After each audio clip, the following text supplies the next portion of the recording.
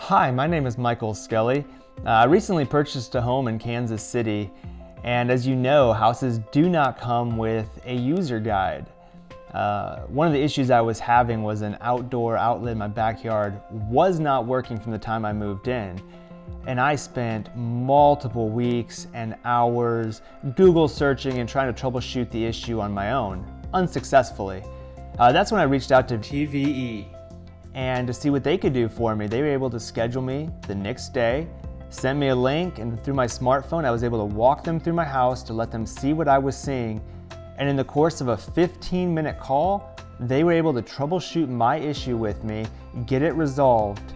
Ultimately, the issue for me was something in my basement. Of all places for an outdoor outlet to be affected, my basement. Never would have figured it out on my own.